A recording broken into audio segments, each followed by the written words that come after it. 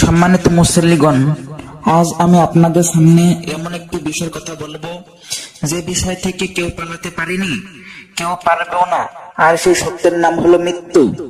আল্লাহ তাআলা কোরআনে ঘোষণা করেছেন যে প্রতিটি প্রাণীকেই মৃত্যুর স্বাদ গ্রহণ করতে হবে।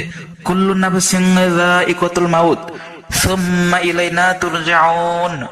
ভাই ও বন্ধুগণ আমার, মৃত্যু কোনো বয়স দেখে আসে না, মৃত্যু কোনো সময় দেখে আসে না। শিশু, যুবক, বৃদ্ধ সবার জন্য মৃত্যু প্রস্তুত। আজ যে মানুষ সুস্থ, আজ যে মানুষ হাসতেছে, আজ যে মানুষ সত্য, কাল সে মানুষের কবরে শুয়ে থাকবে। এটাই দুনিয়ার বাস্তবতা। মৃত্যুর সময় কি হবে? ভাই আমার, যখন মৃত্যুর সময় আসে, ডাক্তার কিছু করতে পারে না, টাকা কিছু করতে পারে না, আত্মীয় স্বজন শুধু তাকিয়ে থাকে। সেই সময় মালাকুল মউত আসে, কারোর জন্য রহমত হয়ে এবং কারোর জন্য আযাব হয়ে আসে।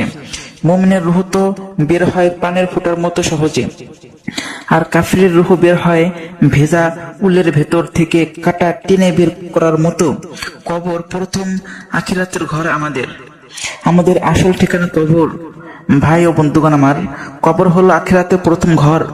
যদি কবর ঠিক হয়, এরপর সব সহজ, আর যদি কবর কঠিন হয়, এরপর সব কঠিন হবে। কবর প্রশ্ন হবে, তোমার রব কে, তোমার দিন কি, তোমার নবী কে। সেদিন নামাজের কথা বলবে, সেদিন নামাজ কথা বলবে, রোজা সাক্ষী দেবে, কোরআন সুপারিশ করবে। যদি আমরা আমল করে থাকি। দুনিয়ার মায়া বনাম মৃত্যুর বাস্তবতা। আজ মানুষ দুনিয়ার পেছনে দৌড়াচ্ছে, নামাজ নেই, কোরআন নেই, হালাল হারামের চিন্তা নেই। কিন্তু মৃত্যু এলে না বাড়ি যাবে, না টাকা যাবে, না গাড়ি যাবে, যাবে শুধু আমল। ভাই ও বন্ধুগণ, এখনো সময় আছে, আল্লাহর পথে ফিরে আসুন। রাসূলুল্লাহ সাল্লাল্লাহু আলাইহি ওয়াসাল্লাম বলেছেন, মৃত্যু মানুষের সঙ্গে তিনটি জিনিস যায়, দুটি ফিরে আসে আর একটি থাকে। পরিবার ও সম্পদ ফিরে আসে আর আমল থেকে যায়। ভাই ও বন্ধুগণ, আজ কত মানুষ ঘুমিয়ে আর ওঠেনি, আজ কত মানুষ রাস্তায় বের হয়ে আর ফিরেনি। ভাই, তাই মৃত্যু আসার আগে তওবা করো, নামাজ ঠিক করো, হারাম ছাড়ো, কারো হক নষ্ট করে থাকলে ফিরিয়ে দাও।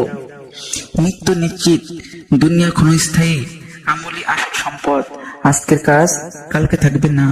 আমরা যে আমল করব, প্রতিদিন মৃত্যুর কথা স্মরণ করব, 5 ওয়াক্ত নামাজ ঠিক করব, হারাম ছেড়ে হালাল খাবো, কবরের প্রস্তুতি নেব।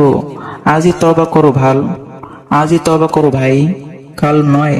আমার শেষ কথা হলো, ভাই ও বন্ধুগণ, মৃত্যু দরজায় কড়া নাড়ে না, হঠাৎ এসে নেয়।